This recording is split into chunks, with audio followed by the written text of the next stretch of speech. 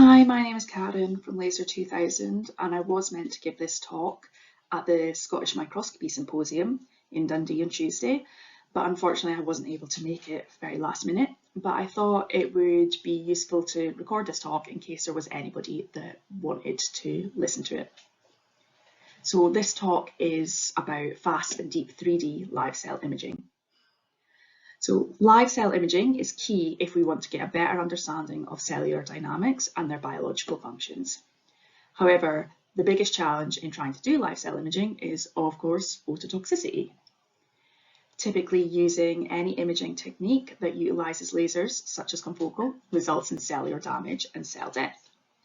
The scale of the damage caused by the light depends on a number of factors, such as the amount of laser power, the frequency of illumination, but also the sample itself. So fast cell dynamics requires imaging with a high frame rate. This means a short exposure time, but at a higher frequency. So again, this often leads to damage to the cells. And then using short exposure time leads us to a second big problem, namely getting low signal. The shorter the exposure time, the lower the detected signal, and this results in a low signal to noise ratio image.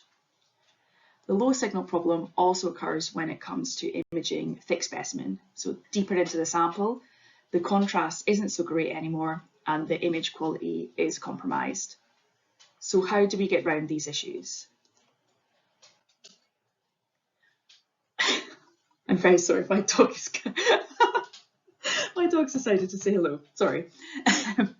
So our partners at Confocal NL invented a new so-called rescanning technology in order to overcome these challenges. The Rescan technology is used in combination with camera-based detection.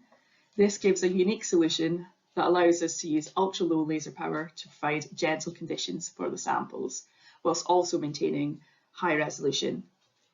And when I say Rescan technology, I refer to both our point scanner and our line scanner technologies, but today I'm going to focus on the line scanning solution, as that's the one that allows for fast and deep 3D imaging with high sensitivity. So you can see that on the left hand side here, the NL5 and the NL5+. So what is it and how is it different to other systems out there?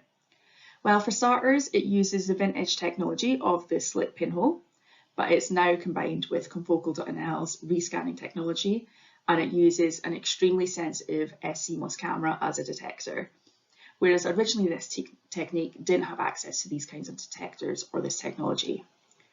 The slit pinhole and scanner combination enables you to achieve 75 frames per second with good image quality. So due to the combination of the rescan and the camera, so this allows the use of ultra low laser powers to be used and therefore reducing photo bleaching and phototoxicity. The system can be easily adapted, as you can see on the image here, to any wide field microscope, and it will convert into a fast and powerful confocal microscope for live cell imaging, but it also works nicely as a workhorse. So now to see some examples of it at work. This is an example to show you the NL5 suitability for long-term live cell imaging. So I'm going to show you a video that was taken for more than 24 hours of a zebrafish embryo, which has the endothelial cells labelled with GFP. Let me just play this video. Perfect. So we can observe overall development of the embryo, but also look into detail of the brain in this case. Here we go. So you can see how the vessels are forming in time. And then there's also new cells coming out of the dorsal aorta of the zebrafish. The vessel formation process actually takes hours, but there's also fast processes taking place at the cell level, which can also be observed. So therefore, a system which can combine both long-term and fast imaging is really ideal for these kinds of studies. And on this slide, I'm going to show the capability of how the NL5 overcome the challenge to image thick specimen. So let me play these ones again. There we go. So on the right hand side, a video shows a thick mouse intestinal organoid that was imaged for 22 hours without signs of toxicity, and this was provided by the Hubrecht Institute. While on the left there is a video of a mouse embryo with 140 microns of full depth, and that was kindly provided by Nanami Sato from the LMB in Cambridge.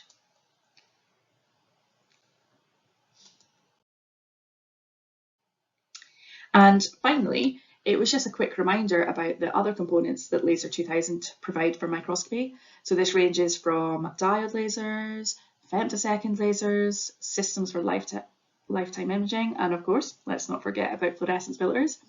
You would be very surprised at how many people upgrade their microscopes and forget what a difference the filters can do. Thanks very much. And if you do have any questions or would like to see a demo of any of these systems, please feel free to get in touch. Thanks.